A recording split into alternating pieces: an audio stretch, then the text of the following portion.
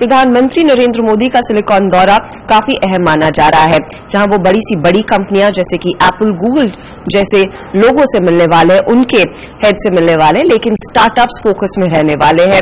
और इस बार खास बात यह है कि भारत की कुछ यूनिकॉर्न्स भी इस दौरे में शामिल हैं। हम ऐसी एक कंपनी में इस समय मौजूद हैं सैन फ्रांसिस्को के इनमोबी के ऑफिस में, और मेरे साथ है कंपनी के दो बहुत ही जाने माने लोग, को फाउंडर नवीन तिवारी और सीईओ, और साथ ही अमेरिका के प्रेसिडेंट अमित। आप दोनों का स्वागत है।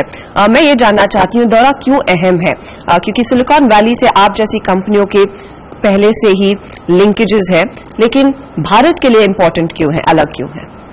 देखिए, मेरा मानना तो यह है कि प्राइम मिनिस्टर मोदी का यहाँ आने का एक बहुत बड़ा जो रीजन है वो हमारे देश में देशवासियों को एक तरीका दिखाने का है कि देखिए, अगर हमें अपने देश को आगे तरक्की दिलानी है तो वो तरक्की अब पुराने तरीकों से नहीं आने वाली है, एक नए तरीके से आएगी। वो नया तरीका सिलिकॉन वैली ने इजाद किया हुआ है।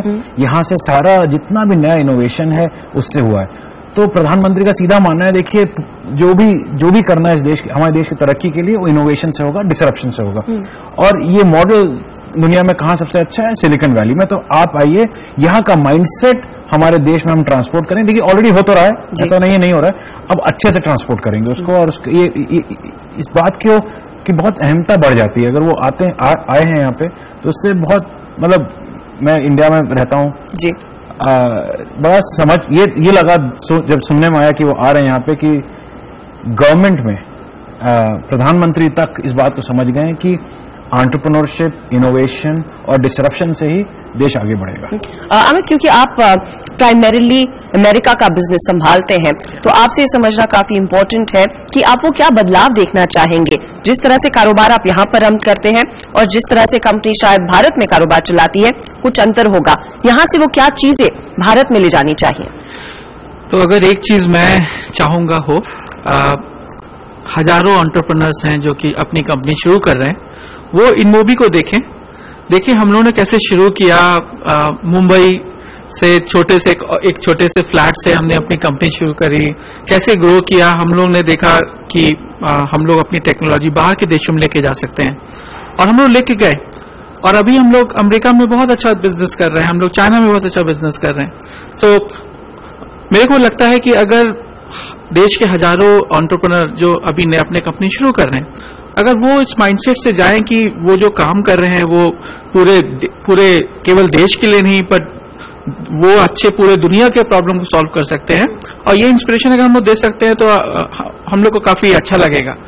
इनफैक्ट आप लोगों ने जो कंपनी सेटअप की है वो सरकार के मदद के बगैर की है, लेकिन अगर सरकार यहाँ पर एक फ्रंट फुट पर आ रही है, कुछ हेल्प करना चाहती है, वो क्या होंगी? देखिए, सबसे बड़ी मदद तो सरकार करती है कि सरकार दूर रहे।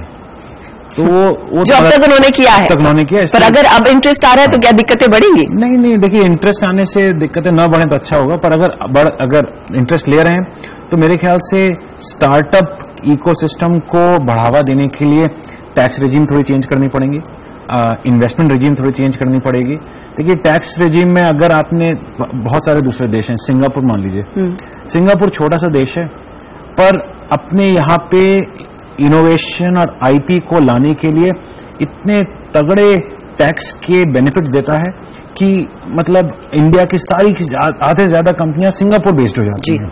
तो हम इतने देश में क्यों नहीं कर सकते ये चीज? उसी तरह इन्वेस्टमेंट को आप ले लीजिए, इन्वेस्टमेंट को आप लेंगे तो इंडिया में इन्वेस्टमेंट लाने के लिए आपको कुछ मॉरिशस का रूट अपनाना पड़ता है। ये सब क्यों, इतना कठिन क्यों? और तीसरा पक्ष होता है किसी भी इनोवेशन में, डिसरप्शन में, लोगों का।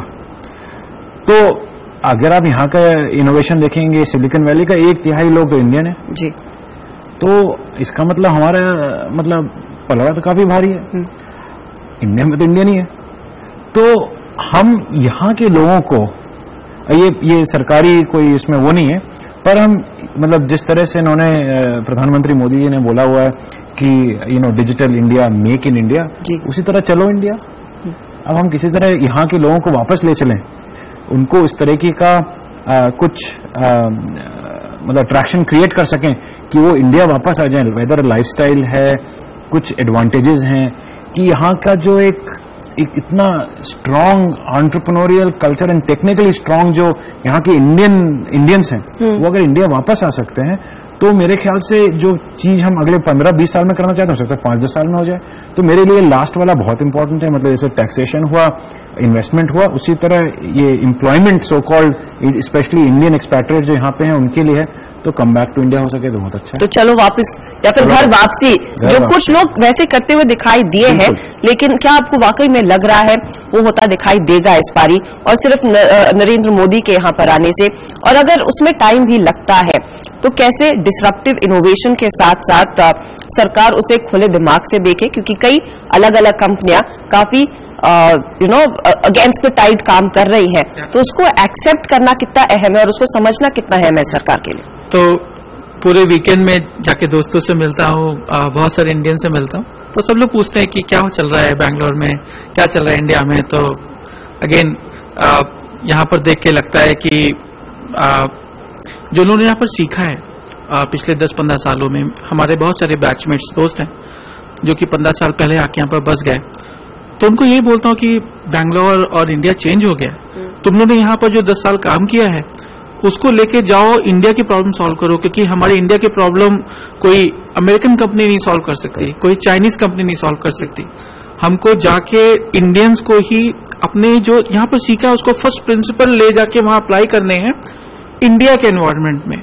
तो अब मेरे को लगता है कि बहुत ऑप्टिमिज्म है, अगर सरकार और मोदी जी अगर कुछ ऐसा करते हैं जिससे उनका घर वापसी आना आसान हो जाता है, जैसे नवीन ने बोला टैक्स का और इन्वेस्टमेंट का अगर वो थोड़ा सा आसान हो जाता है, तो यहाँ से हजारों लोग वापस जाके इंडिया में इंडिया के लिए प्रॉब्लम सॉल्व करेंगे और देश की तरक्की होगी अगले 5 साल के अंदर। हम लोग को 15 साल क्यों रुकना चाहिए जब हमारे पास इतने अच्छे लोग हैं। चलिए, तो शायद फोकस इसी दौरे पर यही रहेगा कि कितना एनकरेज कर पाते हैं नरेंद्र मोदी यहाँ पर आने के बाद, एक तो टेक्नोलॉजी वहां पर ले जाना, इनोवेशन वहां पर ले जाना, एंड स्पेशली भारतीय मूल के जो यहाँ पर लोग बसे हुए हैं वो कितनी जल्दी वापस आकर भारत में काम करना शुरू करते हैं। बहुत बहुत धन्यवाद आप दोनों का हमारे लिए समय निकालने के लिए। तो बहुत ही इंटरेस्टिंग पहलू पर इन मोबी के को फाउंडर्स ने नजर डाली है कि नरेंद्र मोदी का फोकस होना चाहिए घर वापसी पर। सिलिकॉन वैली में जो भी भारतीय लोग काम कर रहे हैं उनमें वो जज्बा आना चाहिए, वो एनकरेजमेंट आना चाहिए कि वो भी भारत जाकर कारोबार शुरू करें, स्टार्टअप कल्चर को और बढ़ाएं।